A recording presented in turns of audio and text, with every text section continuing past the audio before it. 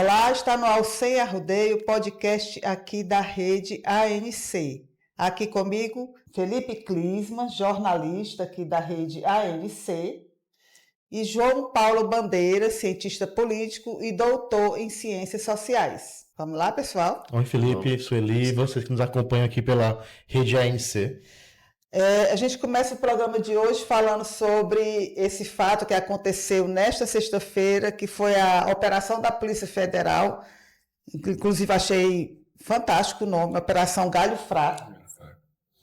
Adoro o nome das operações da Polícia Federal. Tem uma equipe só para pensar. Eu acho que o marqueteiro. Depois a gente vai imaginar o porquê Galho Fraco, né? Essa Operação Galho Fraco atingiu em cheio o Sóstenes Cavalcante, líder do PL, e o deputado Carlos Jorge, os dois do PL do Rio de Janeiro. A suspeita de uma suspeita de desvio de 27 milhões em 2 anos pelos gabinetes desses dois deputados, com despesas inexistentes que seriam pagos, né? Essas empresas, o dinheiro voltaria, a suspeita é essa, voltaria para as contas desses parlamentares. Então, no hotel do deputado Sóstenes foi achado um volume de R$430 mil em espécie. Ele nega a acusação de que participou de uma trama para desviar 27 milhões em 2 anos, mas a Polícia Federal diz ter provas robustas, gravações, movimentações nessas contas dos assessores ligados aos dois. Inclusive tem um sistema que a Polícia Federal detecta, Smurfing, né, o nome? Sim. Que é um valor que é até 9.999, que é para não levantar suspeita de movimentação financeira alta. Então, são várias transferências e depósito nesse valor para não classificar como uma operação suspeita. Então, assim, são muitas provas. O deputado Sóstenes diz que é inocente. O valor de 430 mil ele diz que foi de uma venda de casa. Mas o mais impactante, não sei se a palavra é essa, é o PL, o Sóstenes, né, que tanto cobra uma postura, né, de mais transparência e moralista em relação ao pessoal do PT, está nessa situação. Eu queria que vocês comentassem o tema. Essa operação poderia chamar sepulcro caiado também, né? Que é essa metáfora aí daqueles que mostram ser uma coisa e, na verdade, por dentro são outras, né? Eu lembrei, dentro do sepulcro caiado, minha avó dizia: por fora bela viola, por dentro pão bolorento. Pronto, também pode ser também esse dizer da sua voz ali. E o Sóstenes dá uma demonstração inequívoca que ele realmente segue os passos do bolsonarismo. Afinal de contas, quem ensinou que tem dinheiro vivo dentro de casa aos milhares são os bolsonaros. Então ele está repetindo a mesma modus operandi do bolsonarismo de tratar com dinheiro vivo, né? E não é qualquer dinheiro, Felipe, são R$400 mil, né?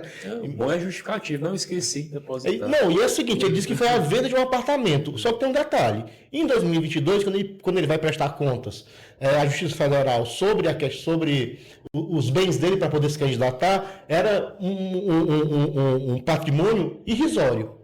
E não tinha declarado um apartamento de R$400 mil. Eu não estou dizendo que em 2023, 2024, ele não tenha comprado um apartamento e vendido o apartamento. Não estou dizendo isso. Estou dizendo que o ministro Flávio Dino disse que há fortes indícios, né? E aí o Flávio Dino que liberou essa operação, de que há desvio de dinheiro e de verba parlamentar para poder não ser utilizado naquilo que deve ser utilizado. Para que o parlamento recebe dinheiro? Para poder contratar uma assessoria técnica. Tá aí, ele não estava contratando assessoria técnica, mas mais uma prova do que estava sendo feito, dos projetos ridículos, dos projetos das ideias totalmente fora do contexto que essa direita apresenta, porque ao invés de estar usando dinheiro para pagar uma assessoria técnica, para pagar melhores pessoas para poder assessorar, na verdade o que estava acontecendo era desviando esse dinheiro para fins que não são fins republicanos. É óbvio que um parlamentar, alguém eleito pelo povo, tem que ter condições de poder desempenhar o seu próprio trabalho. Mas aí o que acontece? Ao invés de contratar alguém que tenha qualificação técnica, qualificação jurídica, política, um cientista político, um sociólogo, um advogado, ele estava fazendo aí algum desvio. E esses 400 mil é só a ponta do iceberg. O 400 mil é a cereja do bolo, mas assim, a investigação não foi isso. Por acaso, na investigação, chegaram lá, tinham dinheiro. Tinha dinheiro. A investigação são movimentações, as movimentações bancárias, são conversas telefônicas entre os assessores, dizendo, um dos assessores teve uma conversa que ele fazia pagamento não declarado por fora. Então, assim, a Polícia Federal não vai para uma ação aventurando sem ter a prova concreta, não. E aí, logo tem a grita, perseguição política, a Polícia Federal está sendo utilizada politicamente. Não, ontem o Weverton Rocha, né, vice-líder do governo do Senado, teve prisão preventiva pedida, a PGR que não aceitou, mas a Polícia Federal queria prendê-lo, e ele também está na Berlim. Então a Polícia Federal, essa sim deve ser blindada. Não parlamentar, não bandido, né, que atenta contra a democracia brasileira.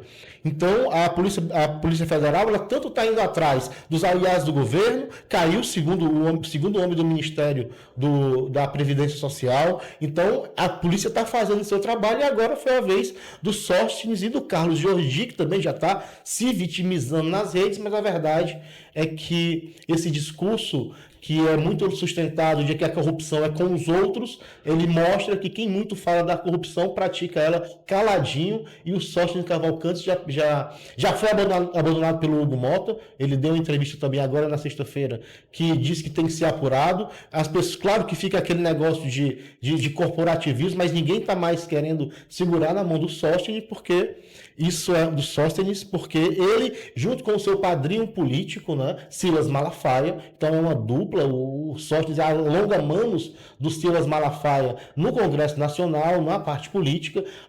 O Malafaia, que não vai para os votos, ele coloca lá o seu testa de ferro para poder receber esses votos. Então, eu espero que todos os corruptos eles sejam colocados na cadeia, que seja investigado, e que o Sóstenes ele preste explicações sobre o que ele fez com esse dinheiro e por que ele não está utilizando esse dinheiro para poder pagar a assessoria, sim, com despesas inexistentes, como está dito aí nas notícias, usando dinheiro público para pagar despesas inexistentes. Então demonstra que o PL, cada vez mais, ele se enrola na própria língua.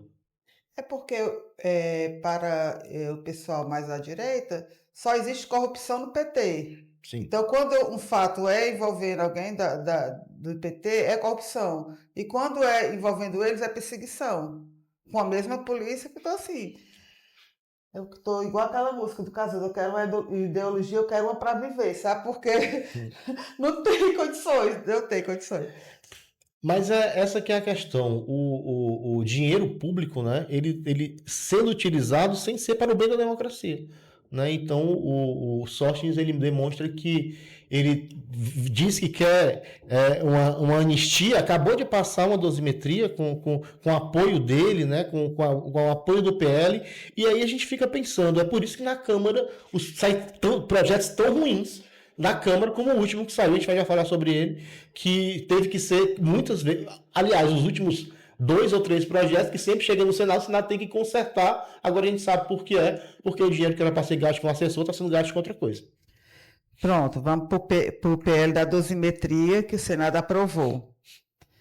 Que com isso vai permitir anistia para o pessoal do 8 de janeiro e para o Bolsonaro. O Senado fez aquela brincadeira de criança, nem escuta a zoada na mutuca, né? Sabe? Não é brincadeira, não. Infelizmente é a vida real, sabe? O povo é o que menos importa. Em Fortaleza, no último domingo, teve uma grande manifestação, né, lá com o Ednardo. Foi. Eu fui. Estive lá. E provou que estava lá. E provei que estava lá. Ei, faz aí a legenda aí. O Ednardo e muitas personalidades, claro que era uma manifestação meio de uma bolha, Assim, ela não foi tão ampla quanto a primeira, que tinha, para além da esquerda, lá tinha mais as pessoas da esquerda, tinha parlamentares, tinha os movimentos sociais, o movimento da cultura, muito interessante. Nesse tinha. Você foi? Fui. Mas nesse tinha o pessoal da cultura, tinha o pessoal da cultura. Então, tinha o pessoal da cultura, agora, tinha o pessoal da esquerda. O pessoal da esquerda, mais ligados a Luiziane Lins. Mas houve vários lá da esquerda, o Diniz... O Chagas estava lá. Chagas Vieira fez uma fala. Fez uma fala, vi Chagas, vi o Messias do MST, Luiziane. Eu acho que o Chagas escapou de uma vaia, porque anunciou o Ednardo, aí o Chagas falou, disse, pronto, agora vamos dar uma vaia dele, não por conta dele, mas por conta que estavam esperando, mas não. O Ednardo está muito debilitado. É claro que...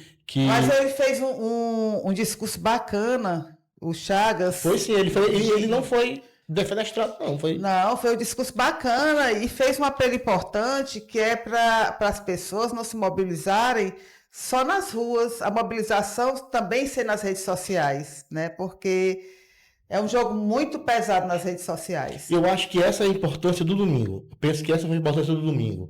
Não pelo número de pessoas na rua, mas para poder juntar... mobilizar. Os progressistas para o ano que vem, para poder entender que essa campanha... E foi campanha... a fala de muitos que falaram lá em cima do trio, foi isso.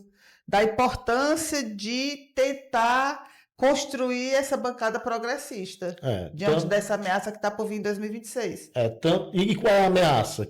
Qual é o plano? Né? De ocupar o Senado para poder começar a fazer impeachment de ministro do STF e boicotar o governo que seja, que vá ser eleito, que muito provavelmente não vai ser um governo de direita, pelo menos com as pesquisas que temos hoje. O Lula ganha em todos os cenários de qualquer um deles, com Bolsonaro, com Michele, com Flávio, com Ratinho, com Zema, com Tarcísio, também Tarcísio. Sempre falei aqui, né? Tarcísio é candidato a Dória. Tá aí, acabou a campanha do Tarcísio. Ele não tem condições de ir para lugar algum.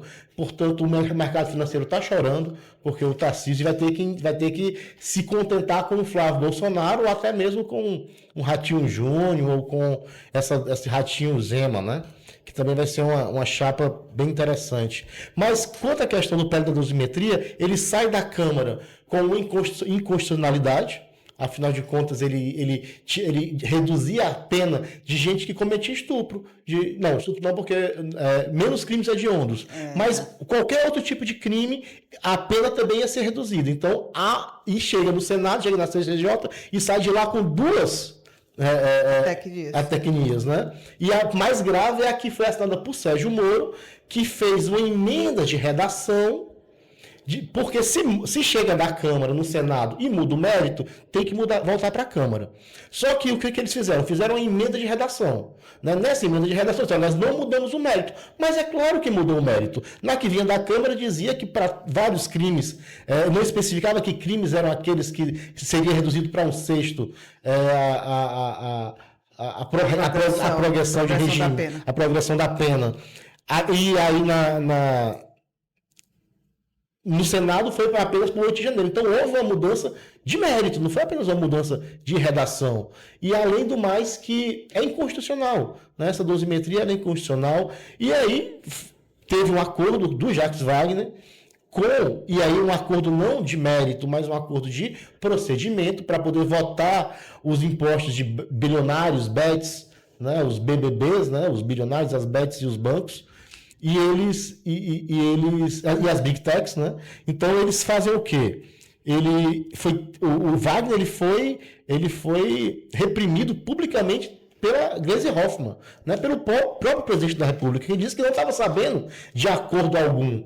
Mas eu penso que, de algum modo, isso foi uma forma de fazer com que a bola ficasse para o Lula chutar e fazer o gol. Né? Porque se parasse no Senado, não seria um mérito do Lula, né? Seria do governo, ali dos acordos e tal. Com o Lula tendo a possibilidade de vetar em tempo real, mesmo indo para a votação, e também tem uma coisa, o governo não ia ter condições de barrar essa votação.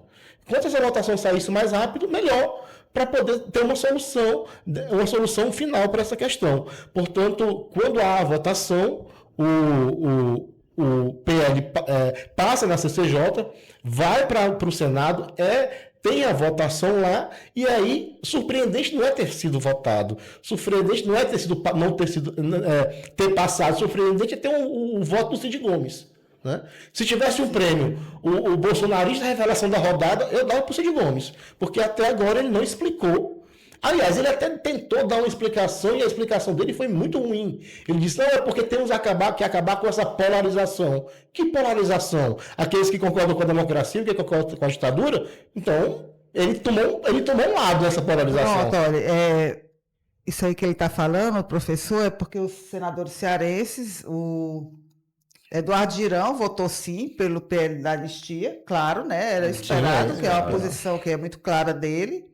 Augusta Brito votou não, e a surpresa foi o senador Cid Gomes, né? Porque todo o bloco ligado a ele, na semana anterior, se posicionou contra esse. Inclusive, o presidente da Assembleia chamava de Congresso Inimigo do Povo, né? Vários parlamentares foram às ruas contra isso e foi uma surpresa, realmente, o voto do senador. Não sei onde é que ele quer chegar com isso não, mas eu me senti surpresa. A explicação dele não me convenceu, porque não era ali um lulismo versus bolsonarismo, não era PT versus PL, era se diminuir as penas de quem cometeu crimes contra o Estado Democrático de Direito, ou levar a democracia a sério. No ano que, pela primeira vez na história, o Brasil coloca na cadeia golpistas, militares golpistas, pessoas que atentaram contra a democracia, o Congresso Nacional, ao apagar da luz do ano, dá esse presente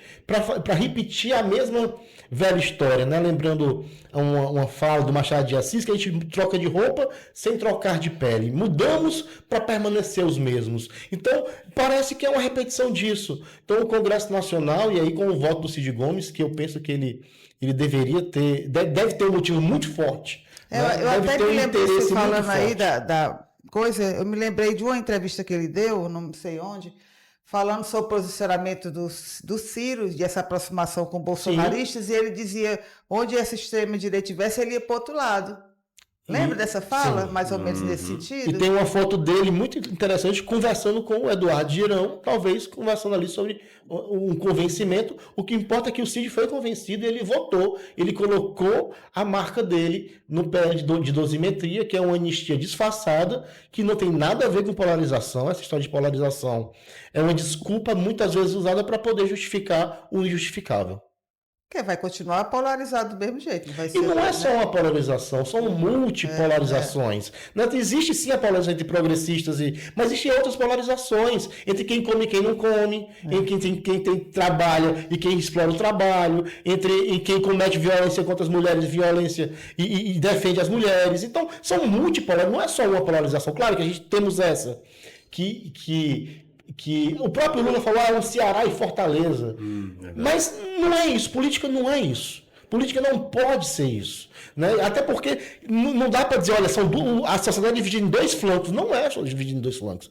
Existem várias disputas internas dentro de uma sociedade que elas vão acontecendo em tempo real. Portanto, não dá para dizer, olha, eu votei porque tem que acabar, agora vamos pacificar o Brasil. Não vai. Não é soltando bandido que o Brasil vai ser pacificado. O Brasil vai ser pacificado quando nós tivermos condições de cumprir as leis e garantir um Estado democrático de direito com os direitos que todos têm, deveriam ter na sua vida de forma efetiva e cotidiana.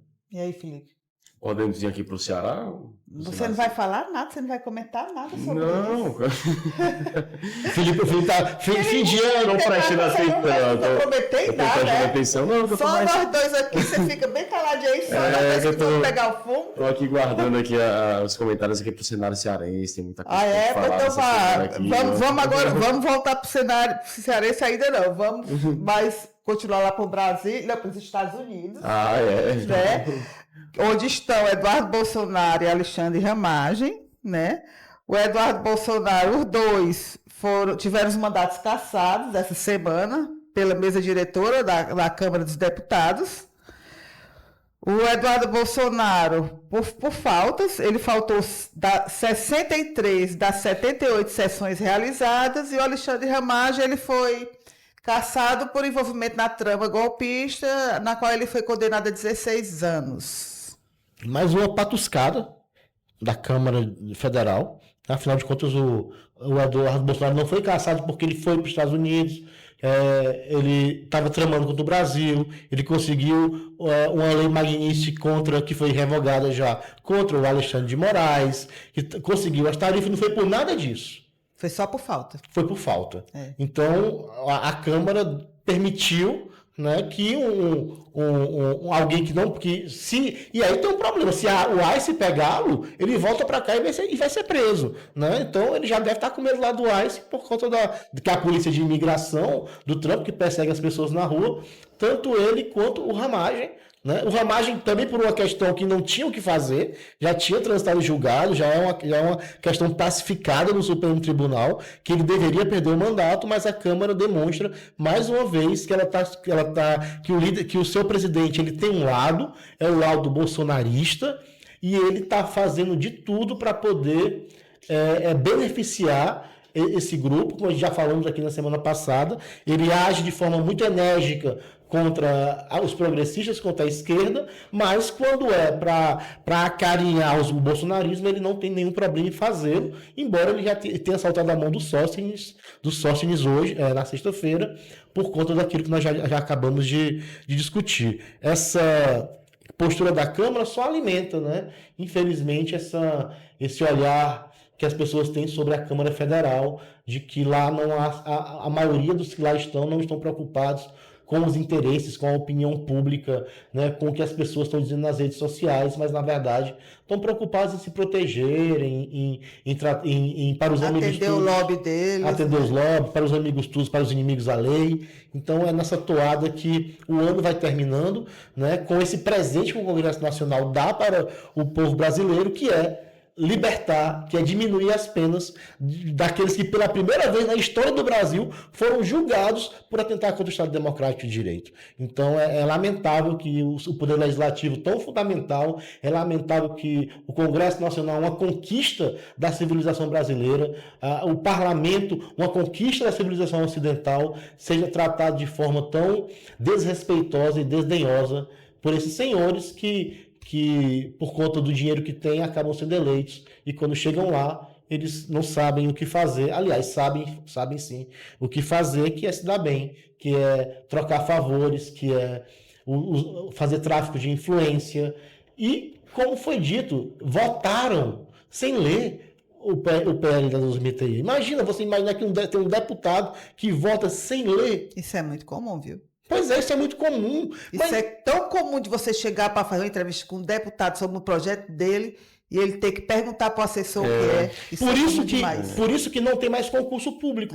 Ou na Câmara, concurso público na Assembleia, porque é melhor contratar alguém que seja do meu lado político do que ter um servidor público concursado que vai dizer ao deputado, não, isso aqui não dá não, deputado, porque isso aqui é inconstitucional. Mas não, ele prefere colocar alguém e fazer um projeto inconstitucional que ele sabe que vai cair, como esse da dosimetria, que o Lula vai vetar e eles vão derrubar o veto e vai para o STF, mas qual é o objetivo? É lacrar nas redes sociais, é falar para o seu público, é poder crescer em engajamento, como, por exemplo, o Nicolas Ferreiras cresceu em 2025 na geração Z. Isso tudo à custa de lacração e de conversa para boi dormir. É tudo caso pensado, então, hein? Tudo caso pensado, tudo muito bem calculado, né? Tem que dar o up inicial, né? Tem que dar aquele susto para prender a gente. E, tipo assim, eu prefiro contratar... Os vídeos do Carmelo, da Bela, né? Como é que eles começam? É porque uma coisa é eu ter que lidar com um assessor que é um servidor público concursado.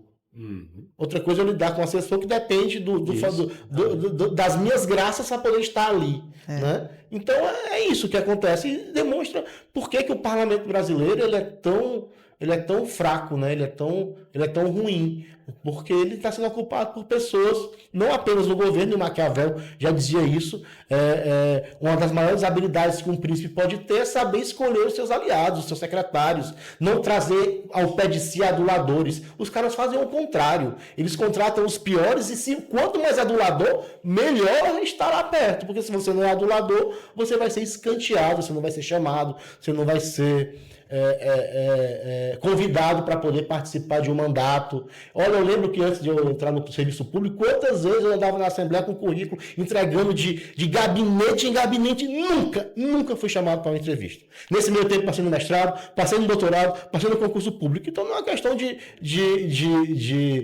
capacidade, é uma questão de não ter ali alguém que lhe indique que ele... É o QI. É o QI.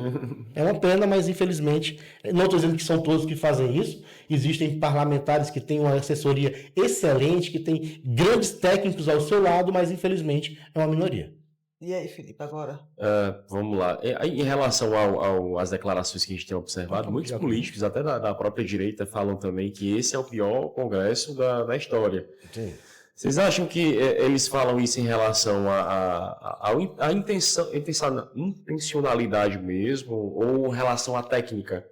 Ou talvez aí um pouco das duas coisas, que só levantou aí um questionamento muito pertinente. Às vezes, o Felipe acabou de falar, é normal que um deputado seja chamado para uma entrevista para falar em um projeto dele e ele ser pegado ali de calças curtas, não saber do que se trata. Então, isso é um pouco da moral mesmo, ou um pouco mais a parte técnica, essa deficiência? Eu acho que é a parte do imoral e da parte técnica também, sabe? Por conta que é mesmo esse cálculo, né, de poder ter perto de si apenas aqueles que são os aduladores, e também se você vai ter alguém do seu lado que vai dizer, olha, por aqui não, porque é inconstitucional, cara, você não quer saber se é constitucional, quer saber se eu vou lacrar nas redes sociais, eu quero saber se eu vou poder agradar o meu público, sabe? Então, realmente, eu acho que são um pouco das duas coisas, né?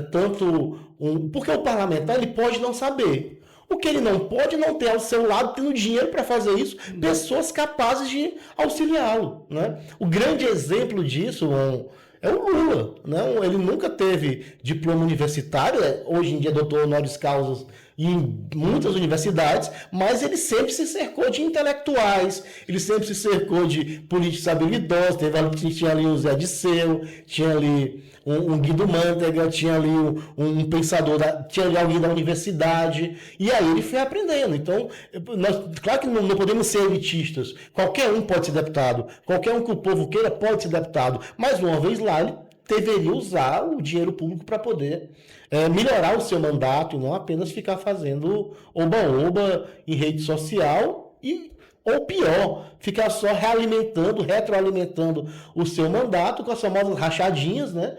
Cuja agora nós temos nós temos um candidato da rachadinha, candidato a presidente da República, que é o Flávio Bolsonaro. Quanto mais devedor, quanto mais, né? Não é rachador, quanto mais, né? E ele demonstra isso. Então é a rachadinha.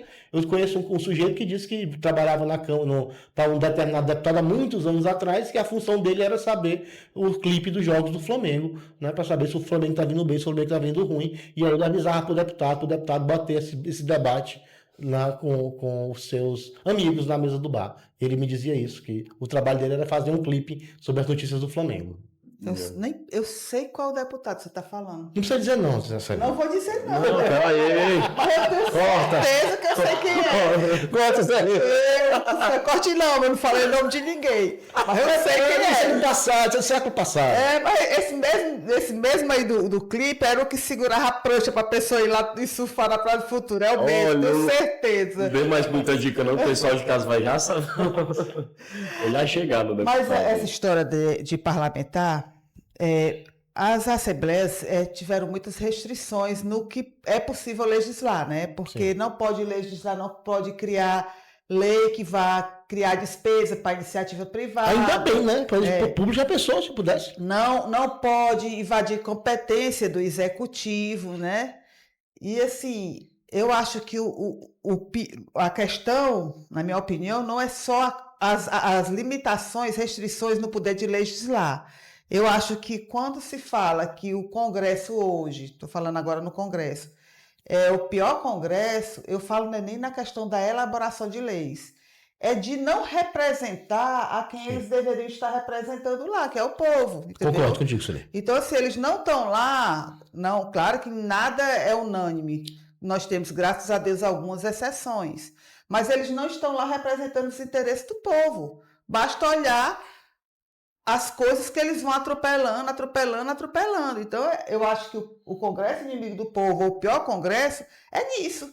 É de a gente ter uma representatividade lá que está representando a si próprio ou os interesses de uma casta que eles estão lá representando, e não ao povo que colocou eles ali. É isso mesmo. Não tinha respondido o Felipe, mas eu diria exatamente isso que a Sueli falou, Felipe. A falta de representatividade é o grande problema. Então é uma falta de interesse, né, uma falta de espírito público e também o interesse apenas de usar o público para benefícios privados, o velho e bom patrimonialismo, né, que as elites no Brasil até hoje reproduzem, né? Essa forma de o meu mandato, né, a minha cadeira, e aí eu vou usar aqui como se fosse meu para poder reproduzir o meu poder e aí passar de pai para filho a minha cadeira na Assembleia, na Câmara, na Câmara de Vereadores, na Câmara de Deputados. E aí, se a gente for olhar para o interior do Ceará, para as assembleias, para as câmaras municipais, né, para as prefeituras municipais, aí é que é a tragédia gigantesca nos municípios, né? Há quanto tempo a gente não ouve falar de um grande concurso público num grande município do Ceará para poder ter uma assessoria técnica de servidores públicos nas câmaras, na prefeitura? Não tem. Então, e tem dinheiro para isso, tem verba para isso. Só que o que acontece? Se o cara faz isso, ele vai perder o poder de ficar barrando esses cargos, até por questões que, se a gente pensar, nem sempre foi assim no Brasil.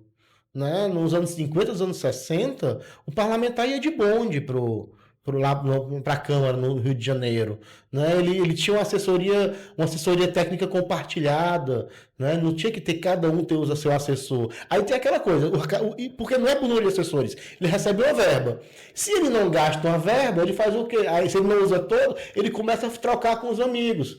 Tá, o nepotismo cruzado, né? Vocês já viram falar nisso, que tinha uns caras fazendo isso, né? Tu emprega o meu parente aqui, que eu te emprego o teu acolá, e nós vamos aqui fazendo esse jogo, enquanto o povo vai achando que a culpa é da política, que a culpa é de um ser que ninguém sabe o que é essa política, mas na verdade são as pessoas que se retroalimentam da falta de conhecimento, se retroalimentam dessa ideologia fortíssima de que a política não serve para nada, para poder e se mantendo no poder às custas do bem público.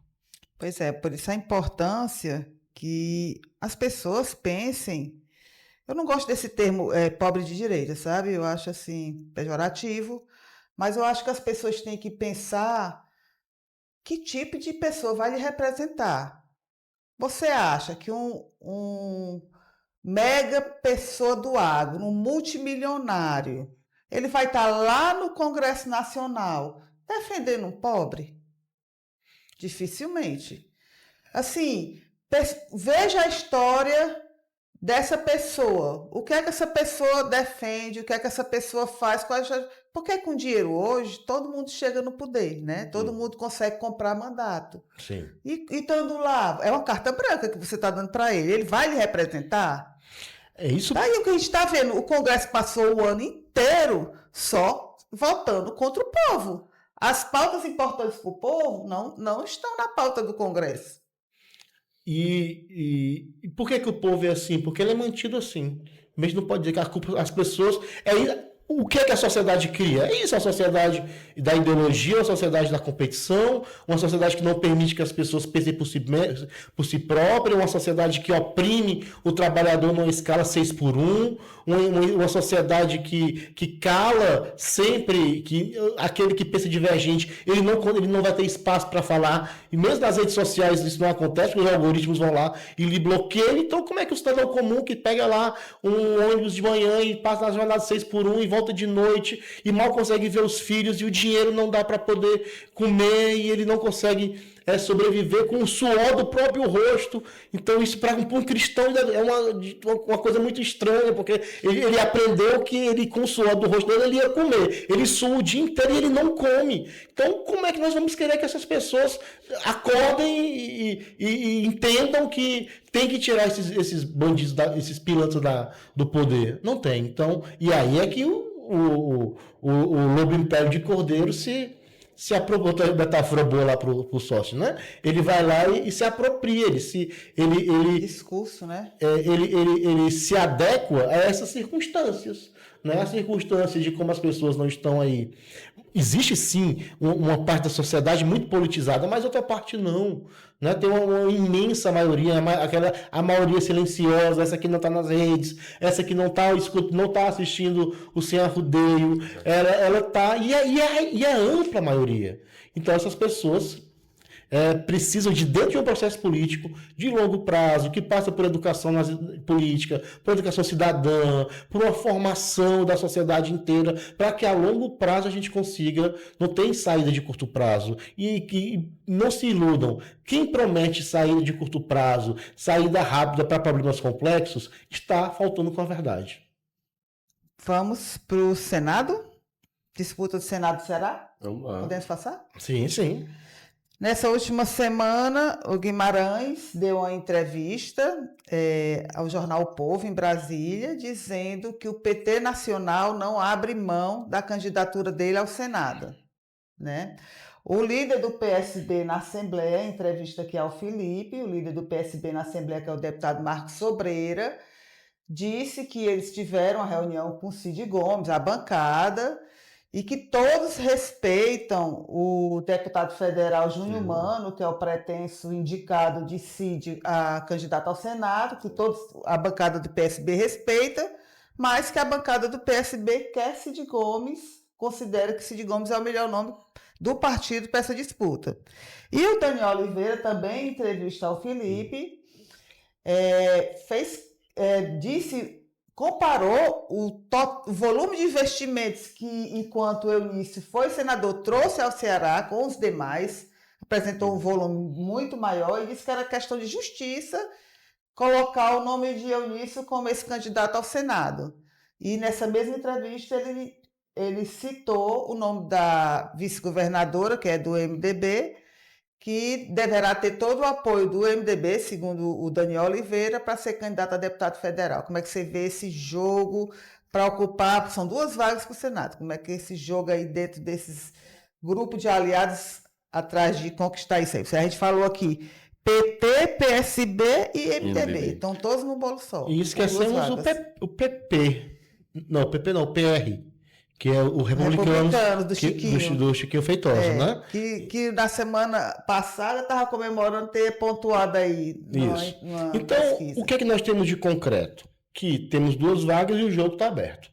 Não tem ninguém ainda consolidado nessas vagas. O Cid Gomes, né? Eu acho muito estranho quando alguém diz assim, eu vou abrir mão do poder porque eu quero. Eu cansei, agora eu vou abrir mão do poder, do salário Alex, de ser senador e vou plantar uva na Meruoca. Eu fico meio desconfiado a pessoa abrir mão do poder assim, só porque cansei do poder. Não, geralmente a gente escuta muito isso, quem aposenta política é o povo, né? É o povo que aposenta o sujeito. Ele não vota mais, aí ele perde. Uma vez teve um candidato a prefeito e perguntaram o que foi que aconteceu. Ele disse, não tive voto, perdi. Pronto, é isso. Não combinou com o povo. Não tive voto. Então, e concordo com o Sobreira que, sem dúvida, o Cid é o melhor candidato para o PSB. Eu não estou falando, então, tirando essa parte, tá ok, o Cid, ele cansou do poder, ele quer só plantar uva. Acho estranho, mas vamos concordar com isso. Mas o PSB não quer isso. Os outros do PSB não querem plantar uva na Meruoca, eles querem continuar no poder. Eles querem continuar nos seus cargos. E sabem que é necessário que o Cid Gomes, comparado com o Júnior Mano, o Cid Gomes tem uma reputação muito mais consolidada no Ceará do que o Júnior Mano. Até porque volta e meia o nome do Júnior Mano é citado em algum escândalo, em alguma conversa escabrosa, em alguma polêmica, né? E o Júnior Mano... Pode até ser inocente, mas como é a mulher de Júlio César? A mulher de César não basta ser honesta, tem que parecer honesta. Tem que parecer honesta, né? Isso aí. A mulher de César... Não basta ser honesta, ela tem que parecer honesta. Tem que parecer. Vou anotar isso daí. Não adianta nada. E aí o Machado de Assis no conto chamado O Segredo do Bonzo, ele diz, não precisa ser, basta parecer no Brasil. Ele inverte Essa frase de quem? É do Machado de Assis. Essa é do Lincoln, né? Essa frase é do Lincoln. Machado não é do Machado de Assis, ele deve ter copiado. o professor é estudioso de Machado de Assis. Sim. Ele tem um estudo chamado medalhão, né, professor? Sim, depois a gente pode até falar um dia sobre os medalhões aí. Que são esses todos, né? Esses medalhões que estão aí dando as cartas. Dando as cartas e fazendo de conta. Sofrendo, morrendo de trabalhar. E vendo esse povo, você pobre como nós. Vamos fazer uma viagem, vamos comprar a passagem parcelada, vamos pagar o hotel antes, vamos ver quanto é que a gente vai gastar. Só a gente tem 430 mil lá no hotel. Esqueci de depositar. Esqueci de depositar. Então, esse jogo aí para o Senado, então, essa é a questão do Cid. Então, eu penso que o Cid realmente ele é um candidato forte para ser esse candidato ao Senado, até para compor com a chapa. Já o Guimarães, por mais que ele tenha todo o apoio do PT, tem história, tem a base, né? O PT vai, e aí uma notícia que a gente vê, que também foi veiculada essa semana, que o União Brasil está se aproximando, né, do governo Eumano aqui no Ceará. Vamos terminar o Senado, aí nós vamos pensar esse outro. Então, de algum modo, ontem eu estava numa conversa essa semana que alguém do PT dizia, nós concordamos que o Guimarães ele tem história, mas nós também concordamos que temos que abrir espaços até porque para o governador já é do PT, entendeu? Abrir espaço para outros nomes para poder compor, para fazer essas alianças. Exatamente. Né? Então, não seria injusto com ele.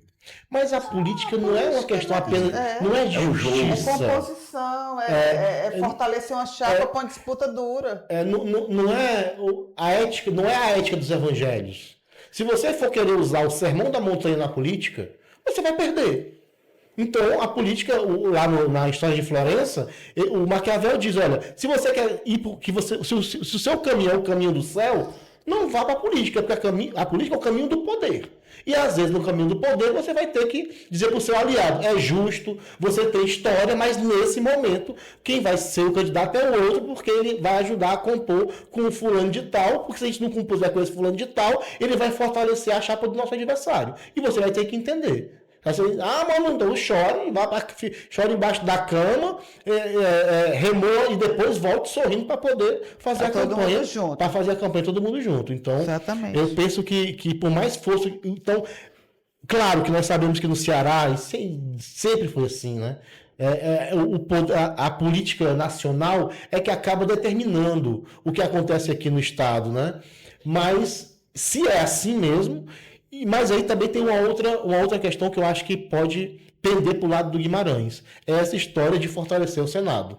Essa história de ter senadores alinhados, né, ao projeto do Lula, caso ele seja reeleito. E o Guimarães é aliadíssimo. Mas também isso não quer dizer que um outro candidato ao Senado não possa se aliar. O que eu penso que o Júnior Mano eles não dão essa certeza. Até porque ele era bolsonarista um dia desse. Que o Júnior Mano, uma vez lá no Senado, ele vá votar com o governo, por exemplo, para impedir o impeachment de um ministro do STF, por exemplo, né? Então, e sem falar que ele é um grande puxador de votos. Também tem esse lado. O Júnior, eu quero ser senador. Disse, não, peraí, deputado. O senhor é um grande puxador de votos. Com o senhor na chapa, o senhor leva 2 ou 3 dos nossos. Por que a gente vai trocar 3 senadores, 3 deputados por um senador? Mas nas contas do Cid, naquela convenção que teve no PSB, ele estava justificando o Júnior Mano ir para o Senado para poder eles fatiarem os votos dele de deputado federal com outros candidatos. A Silon Gonçalves, vamos dizer assim, razão. O Silon Gonçalves é um desses. Que dividindo, já está tudo confirmado, né? O povo não precisa nem votar. Falta combinar com o povo, né? Mas essa que é a questão do Senado. Está em aberto, essa disputa vai até abril mesmo, e muita coisa vai passar por Brasília, sem dúvida.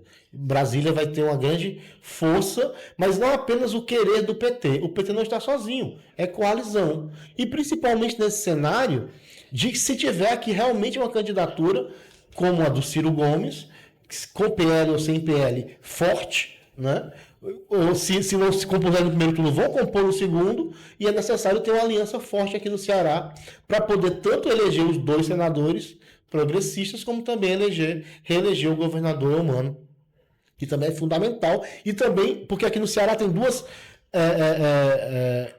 tarefas: aumentar a votação do Lula, ter mais do que 70% que ele teve na eleição de 2022 para garantir as perdas de voto que vai ter no Sul e no Sudeste e eleger pelo menos um senador e tentar eleger 2 senadores, né? Então, o Ceará é fundamental e estratégico para os planos de governabilidade a partir de 2027. Só sobre uma fala do Daniel também sobre o início, não só o otimismo em ele voltar para o Senado, mas, segundo as palavras, ele talvez até voltar à presidência do Senado. Não sei se seria possível na qual conjuntura. Mas depende de quem vai ser eleito, entendeu? Qual é a composição. Eu me sentar que foi o rio que passou em minha vida, né? Ele passou. A política também é time, é momento, né? Ele é oportunidade, né? E o momento dele, a oportunidade dele, hoje, no cenário de hoje, ele não tem votos suficientes para poder barganhar, não tem apoio político, não tem prefeito, não tem vice-prefeito, vereadores. É muito pouco o que ele tem para poder cacifar. Tem a história, tem o poder, tem as relações, mas a política é hoje, é agora. Não é o que você fez ontem ou o que você vai fazer amanhã. O que é que nós temos para fazer no dia de hoje? No dia de hoje a tarefa é essa, então talvez ele vá ter que, de algum modo, se contentar com uma outra vaga, porque aí quem é que sairia? O do PT ou do União Brasil? O Cid ou do PT para o Eunício entrar? Então, de algum modo, isso aí vai ser posto. Claro que tem a vista, você falou da Jade Romero, que aí não tem poder próprio, é poder de outros, né? E aí, infelizmente, por mais capacidade que a Jade tenha, por mais brilhantismo que ela tenha, por mais que ela tenha mostrado nesses últimos 4 anos a capacidade política dela, ela depende aí de outros laços, né? Então ela vai sair da vice-governadoria para poder buscar um deputado federal, embora... E até, mas se ela sair do partido, mas não é ela, é o partido que coloca. Então, é uma pena, né? Ver um quadro da política não poder se reproduzir por conta desses limites. Mas certamente deve ser eleita aí. Mas ela disse uma vez aqui pra gente que é uma pessoa de partido, que está fazendo um bom trabalho, como vice-governadora, ela é muito atuante. E como secretária também? Também. E que se colocaria à disposição para o desafio que for colocado a ela. E eu acho que vice-governadora ela não vai ser por conta dessa necessidade de compor para somar, né? Mas eu acho que eleita deputada federal, ela pode dar uma contribuição muito grande nesse parlamento que precisa de bons nomes e mulheres, né? E aí é interessante que essas conversas, né, essas especulações, vocês imaginam um palanque aqui, o Ciro sendo o palanque do Flávio Bolsonaro aqui no Ceará, ele subindo no palanque com o Flávio Bolsonaro, pegando na mão, dizendo meu garoto, e abraçando, sempre gostei de você. Mas também imagina lá em Sobral, Cid e Moses juntos, né? Já pensou se o Moses for o candidato ao senador e o Cid também, isso aí vai dar um nó na cabeça dos sobralenses, né? É uma costura, tanto que o Ivo Gomes e a Lia Gomes também já dão grito, não, peraí, não pode não. Mas o Cid deu a aval para fazer as conversas com o Moses. Saiu do PSB? Não sei. Mas ele não saiu da aba do Cid, né? Então eles estão pressionando, mas também é uma questão interessante, né? É delicado Sobral. Internamente, é delicado Sobral, porque internamente. Esse fim de semana a deputada licenciada secretária da Mulher, Lia, estava lá no Sobral fazendo um vídeo denunciando a sujeira dentro da cidade, falando que na época do Ivo gastava muito, muito menos do que é gasto hoje. O secretário lá do Oscar Rodrigues negou, disse que ela criou um fato que não era realidade. E nessa mesma semana surgiu notícias aqui na imprensa de que a deputada Fernanda Pessoa vai assumir a União Brasil. Rueda teria passado essa missão para ela. E se confirmando, o União Brasil está junto no mesmo pacote do governo. E se confirmando o que é que o Roberto Cláudio e o Capitão Wagner vão fazer, né? Pois é. É hora de dar tchau, né? Porque... O que é que vai ser? Porque um dia desse, disseram naquela reunião do União, lá em Brasília, que quem não seguisse com eles ia ser expulso. Então, se a União for da deputada Fernanda Pessoa, que já declarou algumas vezes que vai apoiar o governador Elmano, então, se essa é uma decisão do União, então... Quem for dissidente vai ter que sair do partido, né? Eu não sei qual é o caminho que vai ser desses dois aqui, não. O Wagner, pelo menos, tá lá tá fazendo lá a campanha dele já para deputado federal. Ele não tem mandato, ele ainda pode, né, escolher um lugar para ir. Tem tempo de partido. Tem um PL aí, não sei se ele se aceitaria lá no PL, até porque... Mas ele tem os votos dele, tá fazendo uma campanha já para deputado federal, você vê nas redes sociais do Capitão, é isso que ele está fazendo, mas também não vai ser fácil, porque na última eleição, que ele ainda estava como candidato majoritário, a esposa dele foi a última vaga a entrar para deputado federal. Quando ele estava como candidato majoritário, então assim, com o nome muito mais em voga. Ela teve 50 e poucos mil, 57 mil, eu acho, votos, ela quase não entra. A gente pensava que ela ia, inclusive, ficar na suplência. Então, assim, não vai ser uma eleição fácil para ele. E a definição de onde ele vai, aí é difícil. É difícil, porque as portas estão mais ou menos tudo fechadas ali, né? Assim, porque vai junto com o Roberto Cláudio, aí se tiver, por exemplo, no PL, aí vai Roberto Cláudio, vai Carmelo, vai André Fernandes.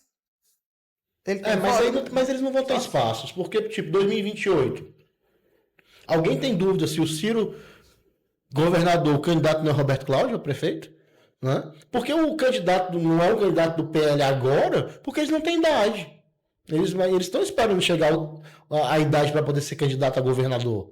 Né? Então, 2028 está logo aí também. Então, não dá para você também ser ingênuo. E que foi o que a Michelle Bolsonaro falou. O que adianta emprestar o nosso apoio, o nosso capital político para um sujeito que é o Ciro Gomes, que nunca nos apoiou. Então, de algum modo, a tendência é que eles saiam rachados, né? Ou um acordo ali brando.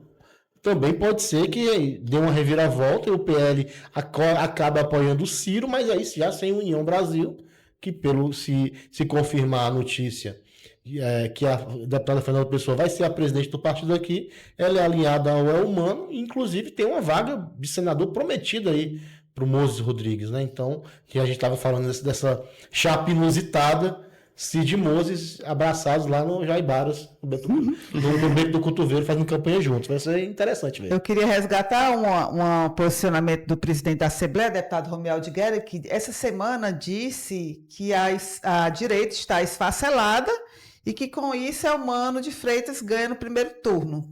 Sim. O Eumano está entre os 10 governadores mais bem avaliados. Está em 10º. Perde para o Tarcísio. Né? Que está em 9º, Tarcísio. Lembrando que o Tarcísio está em 9º.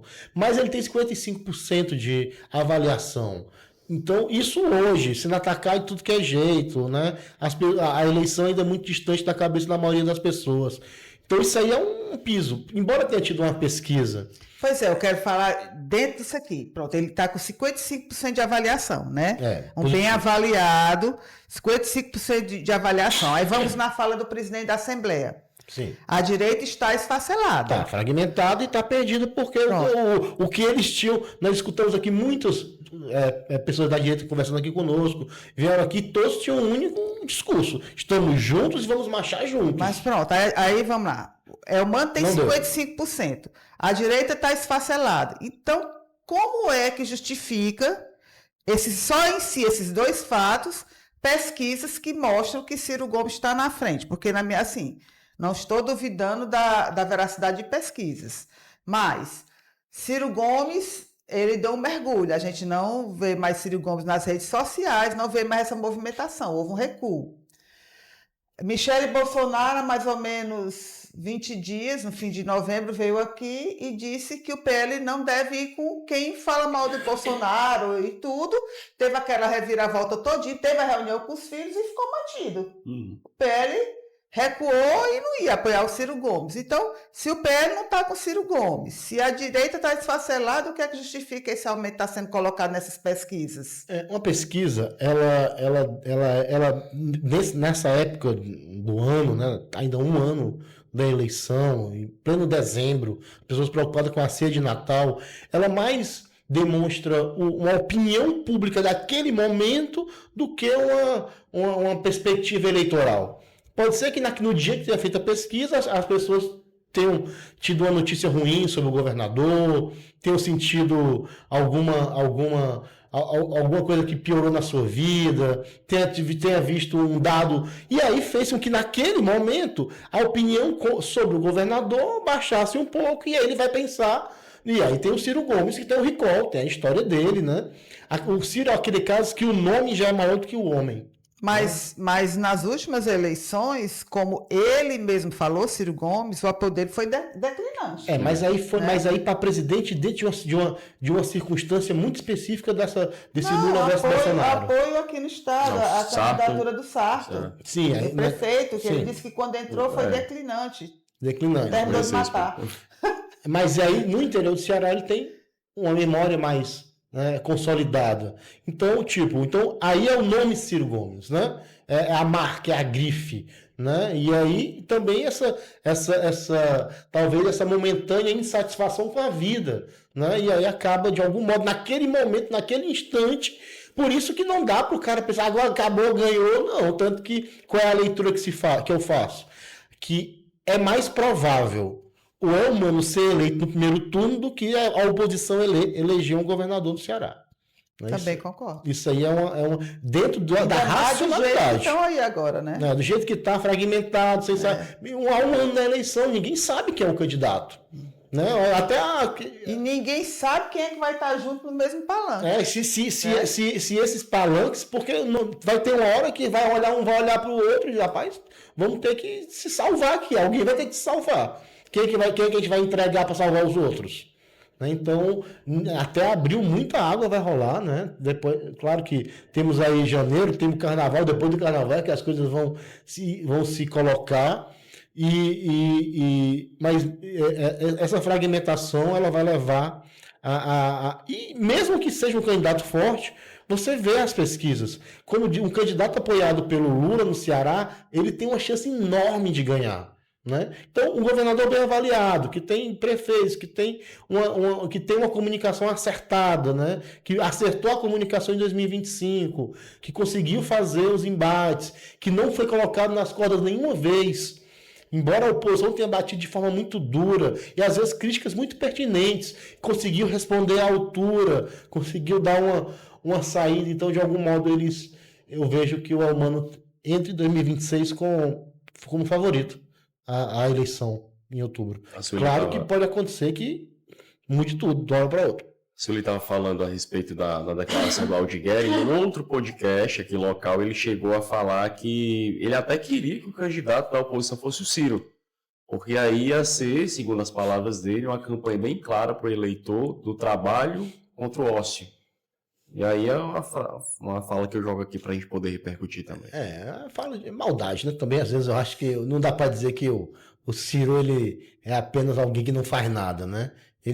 Não dá pra dizer isso, não concordo com isso. Mas ele tem razão em dizer que vão comparar os projetos. Vão comparar o governo do Elmano com o governo do Ciro. Tu lembra do governo do Ciro? Nem a tua geração lembra. A minha geração também não lembra, porque faz muito tempo, né? A última vez que o Ciro governou foi em 94. Eu lembro, sou velha, viu? Então, eu lembro da greve dos médicos. Faltava um ano para nascer, não posso opinar. Tem 2 meses em greve, reivindicando salário. E aí só funcionava o atendimento de emergência, e foi aquela frase que ele disse que médico é igual pacote de sal, é barato e tem em toda esquina. Então essa perspectiva dessa eleição, ela ainda está aberta, mas penso que a vida da oposição aqui no Ceará está muito difícil. É muito complicada, e aí eu acho que o que é que pode ser feito ainda, né? O que é que o Elmano pode fazer? Continuar fortalecendo suas bases, continuar fazendo a comunicação, e a oposição tentar se reaglutinar, qualificar mais esses debates juntar deles as também, forças, essas postagenzinhas fiscalizando não sei o quê, fiscalizando buraco, fiscalizando quarto de hospital. Gente, eu vi essa semana o Carmelo Neto denunciando um hospital que estava com leitos, o hospital lá todo construindo, beleza, certo? Um hospital que não existia, ele reclamando que tinha uma parte lá não funcionando. Ok, deve funcionar. Aí eu fiquei me perguntando, e quantos hospitais o governo do Bolsonaro botou aqui no Ceará? Sim. Quantas casas do Minha Casa Minha Vida? O que foi feito? Por que ele não fez a mesma coisa? Então, Então, eleitor, preste atenção. Voltando nessa questão que tu falou do Aldigueri, sem dúvida vai ser um governo, a comparação de um governo, de alguém que vai dizer, eu tenho tais propostas a fazer, com o dizendo, eu realizei tais propostas. Então vai ser uma luta do que eu posso fazer e com aquilo que eu fiz. Né? E o Elmano, ele coloca que tem 3 metas, né, para o fim do mandato dele: a questão da segurança, a questão da saúde, e uma que, se realmente ele conseguir, eu acho que vai eu penso que vai trazer um grande ganho, que é colocar todas as crianças do ensino médio, todos os adolescentes do ensino médio em escola de tempo integral no Ceará. Isso não é qualquer coisa. Ele conseguiu, foi promessa de campanha, e se consegue concretizar isso em 2026, ele vai ter um grande ativo com os hospitais e com a questão da segurança pública, que cada vez mais as pessoas compreendem que é uma indignação seletiva, né? Até agora estou esperando o vídeo lá sobre o policial que matou a mulher dele, ninguém apareceu nada ainda, né? A culpa do governo, não sei o que, não aparece, né? Então é algo que as pessoas falam para suas bolhas, e cada um na sua bolha achando que está falando para o mundo inteiro, mas na verdade a bolha, a grande mônada é a urna, e é lá onde essas bolhas se encontram, né? E esses discursos se encontram, e aí as pessoas vão decidir se querem um governo que está organizado ou um governo que vai se organizar. Se quer um governo que diz que quer ser eleito para poder continuar o que está fazendo, ou um governo que vai fazer algo dentro de um projeto para tirar alguém do poder só porque ele acha que não é legal e deveria ser ele e não o outro, né? Então, é isso. E aí, Felipe? É isso aí. Acabou? Não, acabou? Não, ainda tem Os aquela... perdões, né? Os perdões. Os perdões. Fofoca aí, falou, eu quero ouvir sua voz, Felipe. Vamos lá, não, estamos falando, estamos meio percutindo aqui. E começou uma onda aí de retirar processo contra o Ciro. Sim. Lá o Valdemar retirou, o Wagner também, e o da vez foi o inspetor Alberto. Na verdade, o Ciro Gomes retirou os processos que tinha contra o inspetor, e aí saiu, começou a ser veiculado isso, a gente ligou para o inspetor para averiguar a informação e disse, não só ele retirou contra mim, como em contrapartida também para retribuir a gentileza, eu tenho 2 contra ele. Eu tenho 2 contra ele e também estou retirando. Mas aí ele falou isso, olha, tudo isso articulado pelo Roberto Cláudio, né, que orientou nesse sentido, porque não fazia sentido ano que vem, ao que tudo se encaminha, estarmos no mesmo palanque e dar arma para a oposição. Olha, vocês estão se apoiando, mas esses processos, essas diferenças, mais uma vez, cai naquilo que o senhor falou, que eu não vou esquecer de jeito nenhum. Temos nossas diferenças, se tratando de disputa pelo poder, também para elas. Então foi isso, né? Tem pedido lá de indenização, tem audiência já marcada para fevereiro, já tem um projeto do Ciro, um processo do Ciro que foi retirado, homologado, tem mais um aí, mas é só questão de processo judicial, encaminhamento à justiça, está tudo desse jeito. Temos mais aí um perdão entre ex-adversários que agora são bem aliados. O amor está no ar, né? Não, amor está no ar. Ou não, casamento sem amor, né? Mas eu não dá para negar que está havendo um esforço dessas pessoas de se aproximarem. E um esforço calado, porque está tudo sendo assim, conversando caladinho. Até porque é assim que as coisas se resolvem, né? Na frente das câmeras, né? Quando desliga que a conversa de verdade rola, né? A frente das câmeras é só o show, né? Que o esforço está acontecendo, né? Dessa aproximação, mas existe um abismo muito grande entre visões de mundo, entre concepções de sociedade. E, mais uma vez, se a sociedade vai comprar esse projeto, né, se perdoaram, o problema pessoal, as pessoas devem se perdoar mesmo, clima de Natal, é isso aí, mas a questão política, como é que vai resolver? O inspetor Alberto vai mudar suas opiniões para poder apoiar o Ciro? Opiniões, não estou falando de opiniões pessoais, opiniões políticas. E o Ciro vai mudar, vai fazer concessões no seu programa para atender as ideias, ideologias políticas e econômicas do inspetor Alberto? É isso que as pessoas querem saber. Né? O Roberto vai conseguir fazer essa engenharia, né? Então, o esforço está acontecendo. Não digo que não possa acontecer essa chapa, essa aliança, mas é muito delicado fazer essas costuras e eu não vejo como tudo muito ali nos bastidores, mas o que vem à luz ainda não tem um projeto pronto. O Ciro não está no Brasil, está passando férias fora do país, que ele disse que quando volta para ser candidato, né? Mas ele não vai colocar o pescoço dele na guilhotina por qualquer coisa e sem ter certeza que vai ter ao seu lado o PL, União Brasil. Ele não vai querer se candidatar para perder, por mais que ele tenha nome, na hora do vamos ver. Nós tem que ter gente pedindo voto lá no dia da eleição, fazendo campanha, convencendo os outros, tempo de TV, tem que ter fundo partidário, tem um bocado de coisa aí, né? Então não é só eu quero ser, eu acho que mereço, é justo que eu seja. Na política não é por aí que as coisas acontecem. É mais pragmático, é mais quem é que pode chegar ao poder, quem é que não pode. Vamos tentar fazer aqui as costuras, as alianças, vamos usar aqui as estratégias possíveis dentro das regras do jogo, dentro do que é lícito.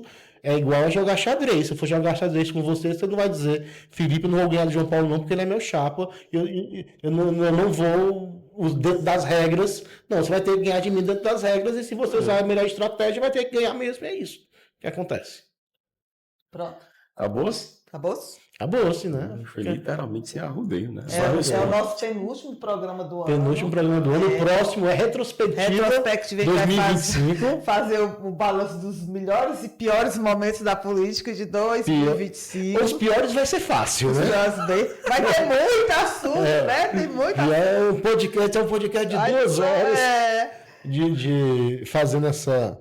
Inclusive, você mande a sua opinião, que fato relevante aconteceu em 2025 na política que você queira que nós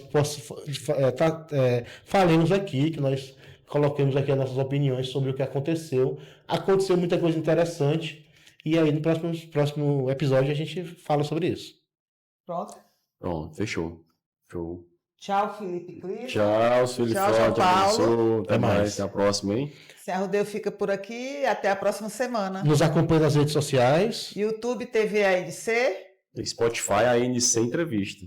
Curta, comenta, compartilha, toca o sino, faz tudo que for possível, mais alguma coisa. Até a próxima. Tchau, até a próxima. Tchau.